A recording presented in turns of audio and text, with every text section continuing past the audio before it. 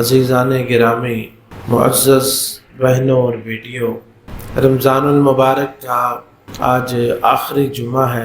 اللہ تعالی ہم سے اور آپ سب سے ہمارے جتنے نیک اعمال ہیں اللہ رب العزت انہیں قبول و منظور فرمائے، اور اللہ تعالیٰ اسے ہمارے میزان حسنات میں رکھے، اس کے ذریعے سے ہماری بخشش فرما دے اور ہمارے گناہوں سے اللہ رب العزت درگزر فرمائے۔ حضرات گرامی، رسول اللہ صلی اللہ علیہ وسلم کا یہ طریقہ ہے، اور یہ طریقہ اللہ رب العزت نے ہی سکھایا ہے کہ کوئی بھی نیک عمل کیا جائے تو اس کے آخر میں استغفار کرنا چاہیے، تاکہ اس عمل میں جو کمی اور کوتاہی رہ جاتی ہے، اور ضرور ہی رہ جاتی ہے، اللہ رب العزت اسے معاف فرما دے۔ اور استغفار ہمیں رمضان کے آخری عشرے میں تو خاص طور پر سکھایا گیا ہے، جیسا کہ حضرت عائشہ صدیقہ رضی اللہ تعالی عنہا کی مشہور حدیث ہے کہ آپ نے پوچھا کہ اگر مجھے لیلۃ القدر مل جائے تو میں کیا کہوں؟ تو آپ نے فرمایا اللہ سے یہی دعا کرو کہ اللہم انک عفو تحب العفو فاعف عنی، کہ اے اللہ تو معاف کرنے والا ہے، معافی کو پسند کرتا ہے، تو مجھے بھی معاف کر دے۔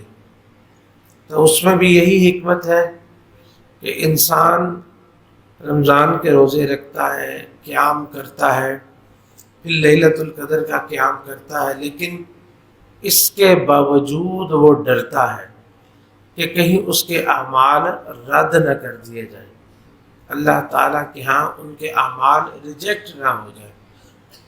اور یہی صفت مومنوں کی اللہ رب العزت نے قرآن کریم میں بھی ذکر فرمائی ہے کہ والذین یؤتون ما آتوا وقلوبهم وجلہ انہم الی ربہم راجعون، کہ وہ لوگ جو اللہ کے راستے میں سارا کچھ خرچ بھی کرتے ہیں، اعمال صالحہ بھی کرتے ہیں، لیکن ان کا دل ڈرے ہوتے ہیں۔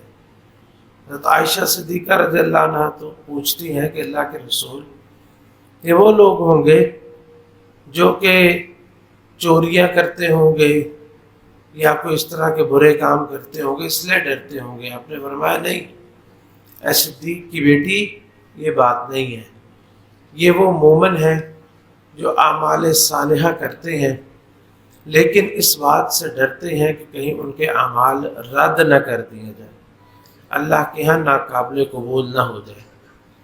اعمال کی قبولیت بہت بڑی بات ہے، کیونکہ اللہ تعالیٰ نے ارشاد فرمایا کہ انما یتقبل اللہ من المتقین، کہ اللہ تعالیٰ صرف متقین سے قبول کرتا ہے۔ جس کا عمل قبول ہو جائے تو اس کا مطلب یہ کہ اللہ کے ہاں وہ متقی ہے، اور یہی تو رمضان کا مقصد ہے کہ لعلکم تتقون، کہ تم متقی ہو جاؤ، اعمال صالحہ کرنا اور پھر اس کی قبولیت کی فکر کرنا، اور اس کی یہ ایک مومن کا شیوا ہوتا ہے۔ اس لیے اللہ تعالیٰ نے ہمیں تمام اعمال کے جتنے نیک اعمال ہوتے ہیں ان کے آخر میں آپ دیکھیں کہ استغفار کا یہ ہمیں حکم دیا ہے۔ مثلا نبی کریم صلی اللہ علیہ وسلم نے ارشاد فرمایا من قال سبحان اللہ وبحمدہ سبحانک اللہم وبحمدک اشہد ان لا الہ الا انت استغفرک واتوب الیک۔ یہ دو چیزیں ہیں، ایک ہے سبحان اللہ وبحمدہ، ٹھیک ہے نا، سبحان اللہ وبحمدہ، اور اس کے بعد پھر وہ جو کفارہ مجلس کی دعا ہے کہ سبحانک اللہم وبحمدک اشہد ان لا الہ الا انت استغفرک واتوب الیک۔ اس سے پہلے کیا کہنا ہے؟ سبحان اللہ وبحمدہ۔ نبی کریم صلی اللہ علیہ وسلم نے فرمایا کہ جس شخص نے کسی اللہ کے ذکر والی مجلس میں، اللہ کے ذکر کی کوئی مجلس تھی، یعنی قرآن کا کوئی درس تھا، کوئی تراویح کی نماز تھی، کوئی خطبہ جمعہ تھا، کہیں اللہ کا ذکر ہو رہا تھا، اس مجلس کے آخر میں جس نے یہ دعا پڑھ لی، اس مجلس کے آخر میں اس نے یہ دعا پڑھی، تو یہ ایسا ہوگا کہ اللہ رب العزت اس مجلس کے تمام نیک اعمال کو بند کر کے اس کے اوپر مہر لگا دی جائے گی، اور وہ مہر روز قیامت ہی کھلے گی۔ کیا مطلب کہ وہ اعمال اس کے کبھی بھی ضائع نہیں ہوں گے، اللہ کے ہاں وہ ہمیشہ محفوظ رہیں گے، کیونکہ جس کو اللہ رب العزت سیل کر دیں، دیکھیں دنیا میں کوئی معمولی سا محکمہ بھی کسی پراپرٹی کو، کسی چیز کو سیل کر دے تو اس کو ڈی سیل اسی نے کرنا ہے، کوئی اور ڈی سیل نہیں کرنا، ورنہ جرم ہوگا۔ تو جس کو اللہ رب العزت سیل کر دیں گے اس کو ڈی سیل بھی اللہ ہی فرمائیں گے۔ کسی بھی ذکر کی مجلس کے آخر میں سبحان اللہ وبحمدہ سبحانک اللہم سبحانک اللہم وبحمدک اشہد ان لا الہ الا انت استغفرک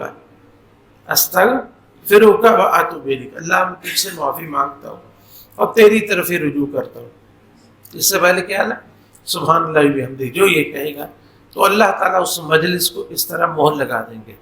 اور بھی سنیں، آپ نے فرمایا ومن قالها فی مجلس لغو، جس نے ایک ایسی مجلس سے اٹھتے ہوئے یہ کلمات کہے جو ذکر کی مجلس نہیں تھی، لیکن اس میں بہت ساری فضول باتیں وہ کر گیا، بہت ساری اس سے غلطیاں کوتاہیاں ہو گئیں، تو کان کفارۃ لہ، تو یہ کلمات اس کے لیے کفارہ بن جائیں گے۔ اب رمضان کے آخر میں اللہ رب العزت سے استغفار کرنی ہے تاکہ جو اس میں کمیاں کوتاہیاں اللہ دور فرما دے اور جو نیکیاں اللہ تعالیٰ انہیں قبول فرما دے۔ اس طرح دیکھیں نماز ہے، نبی کریم صلی اللہ علیہ وسلم نماز کے فوراً بعد ایک دفعہ اللہ اکبر کہتے اور 3 دفعہ استغفر اللہ استغفر اللہ استغفر اللہ۔ حالانکہ کیا کیا؟ اللہ کے حکم سے اذان ہوئی، گھر سے چلے وضو کر کے اور مسواک کر کے اللہ کے گھر میں آئے، باجماعت نماز پڑھی اور اللہ کے حکم کے مطابق پڑھی، سنت کے مطابق پڑھی، اور نماز پڑھ کے کیا کہا؟ اللہ میں تیرا حق ادا نہیں کر سکتا، اللہ تو مجھے معاف کر دے، جو کمی کوتاہی ہے وہ میری معاف کر دے۔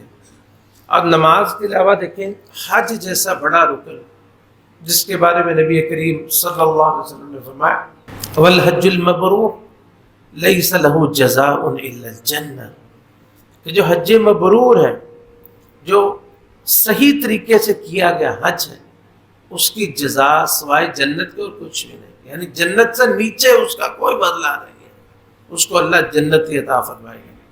اس کے بارے میں اللہ رب العزت فرماتے ہیں کہ ثم افیضوا من حیث افاض الناس، پھر وہیں سے لوٹو جہاں سے باقی لوگ لوٹتے ہیں، یعنی منا سے پھر واپس مکہ ہو، جب حج ختم ہوتا ہے منا سے مکہ آنا ہوتا ہے نا۔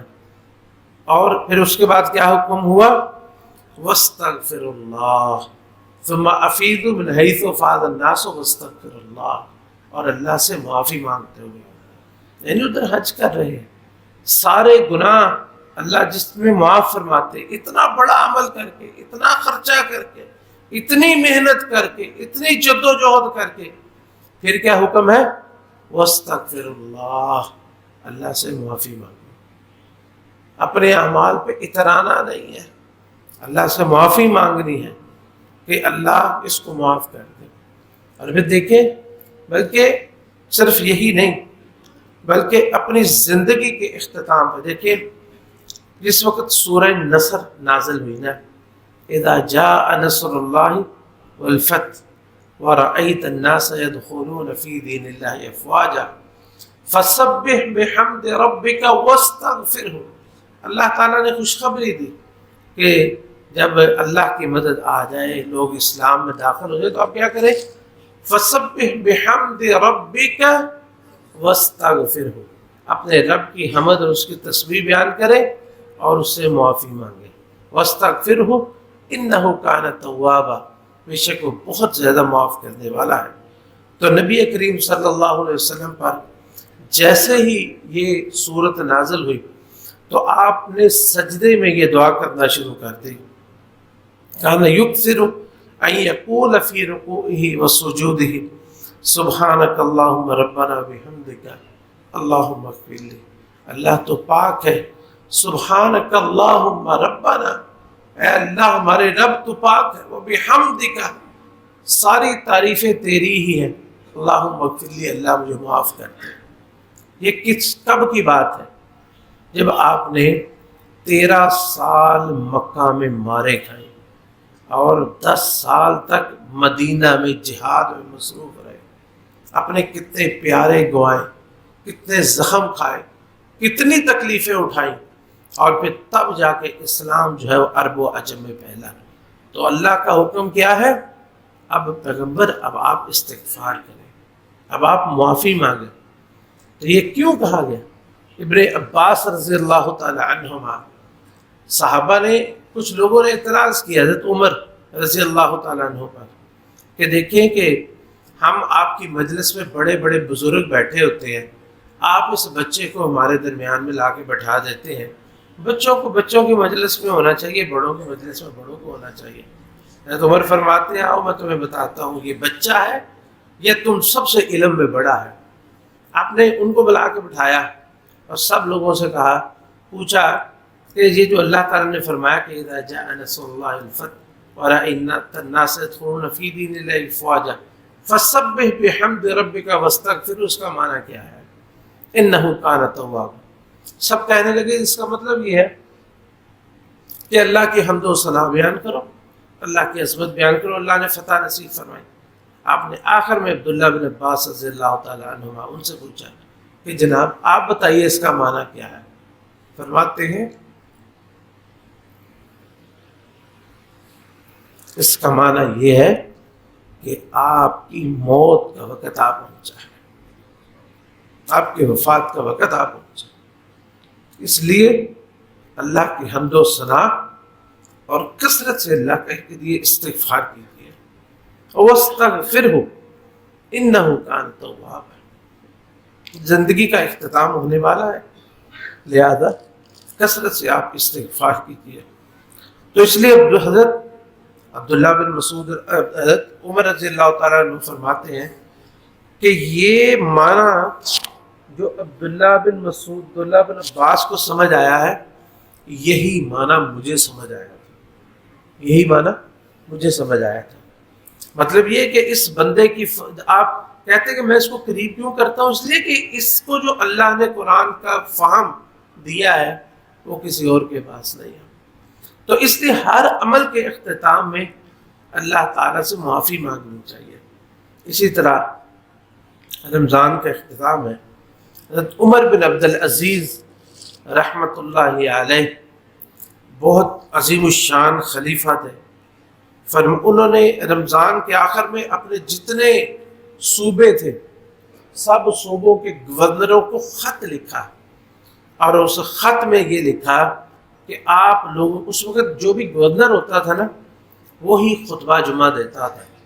ایک شہر میں ایک جامع مسجد ہوتی تھی، اسی میں سارے جمعہ پڑھتے تھے، اور اس میں جو گورنر ہوتا تھا اس علاقے کا وہ خطبہ دیتا تھا۔ گویا خلیفہ کا پیغام ایک وقت میں پورے ملک تک اس ذریعے سے پہنچتا تھا، اس خطبہ جمعہ کے ساتھ۔ تو انہوں نے اس میں خط میں لکھا کہ اس کے بارے میں آتا ہے کہ کان یأمرہم بختم شہر رمضان بالاستغفار والصدقہ، انہوں نے حکم دیا کہ رمضان کا آخری جمعہ ہے تو لوگوں کو کہو کہ وہ استغفار کرے اور صدقہ کرے، استغفار کریں زیادہ اور صدقہ کریں۔ اور ساتھ ہی انہوں نے بتائی کہ کون سے استغفار کرنا ہے، یعنی اس طرح استغفار کرو جس طرح تمہارے ابا جان آدم علیہ السلام نے کیا تھا کہ ربنا ظلمنا انفسنا وان لم تغفر لنا وترحمنا لنکونن من الخاسرین، قولوا کما قال نوح، جس طرح نوح نے کہا تھا وَإِلَّا تَغْفِرْ لِي وَتَرْحَمْنِي اکم من الخاسرین، اللہ تو نے مجھ پہ رحم نہ کیا اور میرے گناہوں کو معاف نہ کیا، میں تو گھاٹا پانے والوں میں سے ہو جاؤں گا۔ اس طرح کہو جس طرح موسیٰ علیہ السلام نے کہا تھا ربی انی ظلمت نفسی فاغفر لی، اے میرے رب میں نے اپنی جان پر بہت ظلم کیا ہے تو مجھے معاف کر دے۔ اس طرح کہو جس طرح ذنون کون تھے؟ یونس علیہ السلام، جس طرح یونس علیہ السلام نے کہا تھا لا الہ الا انت سبحانک انی کنت من الظالمین، اللہ تیرے سوا کوئی عبادت کے لائق نہیں، میں ہی ظالم تھا، میں نے ہی اپنی جان پر ظلم کیا ہے۔ ابن رجب رحمۃ اللہ علیہ فرماتے ہیں کہ حضرت ابو ہریرہ رضی اللہ تعالی عنہ کہا کرتے تھے کہ الغیبۃ تخرق یا تخرق للصیام، کہ جو غیبت ہے، چگلی ہے، یہ روزے کو چاک کر دیتی ہے، روزے کو چاک کر دیتی ہے۔ والاستغفار یرقعہ، اور جب بندہ استغفار کرتا ہے تو وہ استغفار اس چاک کو سی دیتا ہے۔ فمن استطاع منکم ان یجیء بصوم مرقع فلیفعل، جو تم میں سے چاہتا ہے کہ اللہ کے پاس پھٹے پرانے روزے لے کے نہ آئے بلکہ سیے ہوئے صاف ستھرے روزے لے کے آئے تو وہ استغفار کثرت سے کیا کرے۔ اور اللہ رب العزت بھی فرماتے وَمَن يَعْمَلْ سُوءًا أَوْ يَظْلِمْ نَفْسَهُ، جو بھی برا عمل کرے یا اپنے آپ پر ظلم کرے، ہم سب ظالم ہیں، ہم سب نے اپنے آپ پر ظلم کیا ہے، لیکن اللہ رب العزت نے اس ظلم کا حل بھی بتایا۔ ثم یستغفر اللہ، پھر وہ اللہ سے معافی مانگتا ہے، یجد اللہ غفور الرحیم، وہ دیکھے گا اللہ کتنا معاف کرنے والا ہے اور کتنا رحم کرنے والا ہے۔ اللہ رب العزت سے دعا ہے اللہ تعالی ہمارے روزوں کو، ہمارے قیام کو، ہمارے قرآن کریم کی تلاوت کو، ہمارے اذکار کو، اور جو بھی چھوٹی موٹی کمی کوتاہیوں والی عبادتیں ہیں اللہ انہیں قبول و منظور فرمائے۔